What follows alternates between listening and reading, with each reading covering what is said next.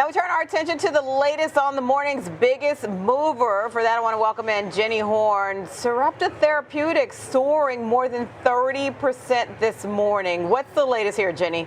Yeah, good morning, Day. And I have to say that I had to triple check to make sure I was seeing it right. I saw shares jump as much as 38%, so actually nearing 40% here. We'll have to see, obviously, where we open. But after the biotech company did say the U.S. regulator has approved an expanded indication of its treatment for a rare muscular disorder. It's a form of muscular dystrophy. So the FDA will now allow this drug to be administered to boys at least 4 years old with confirmed mutation of the DMD gene, according to the statement from the company.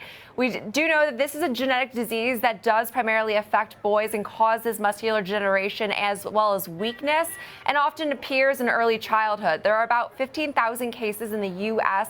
according to the Muscular Dystrophy Association, and most patients do not survive past their 20s. So it's a rather dire treatment. I think that's obviously going to be well utilized to prevent so many of those deaths. But the expanded approval for boys who can still walk and those who can't. The FDA gave the traditional approval for its ambulatory patients and accelerated approval for its non-ambulatory patients.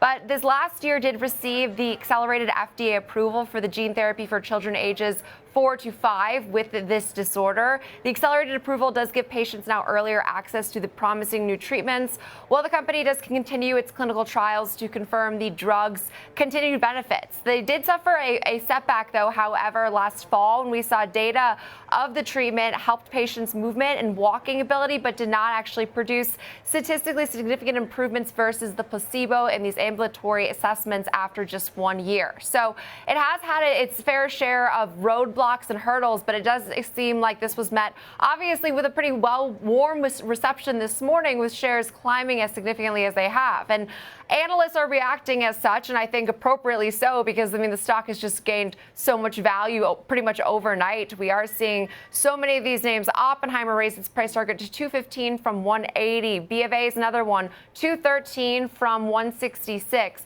Mind you, we closed yesterday at 123.50 a share. So to see now these price targets well above $200 is sort of astounding, but we did climb to as high as just shy of 176 a share. So we're moving here. And again, we'll have to wait to see where we open, but a lot of times these biotech names are capable of making these moves on the back of any sort of regulatory FDA approval.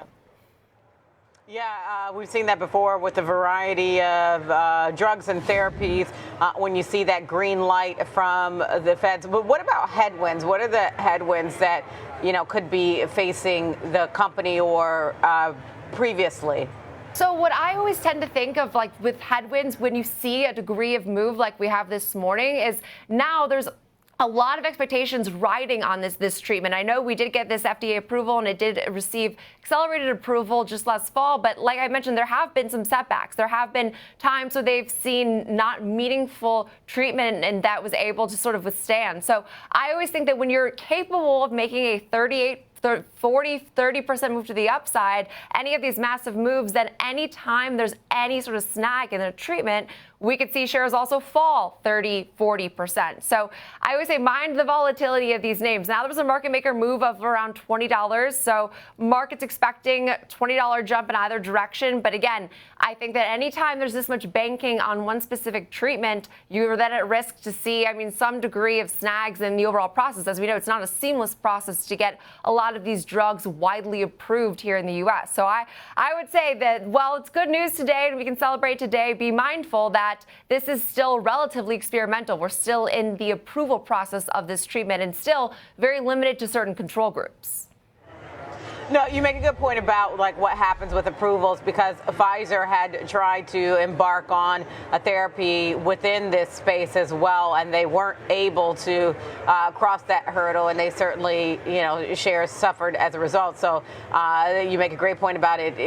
We know it's an experimental gene therapy, and one of the issues that it also was facing is the cost of this. We'll see what happens now that it's crossed a threshold in terms of the FDA approval. Jenny Horne, thank you for the insight on the latest with Sarepta Therapeutics. Stock up more than 30%.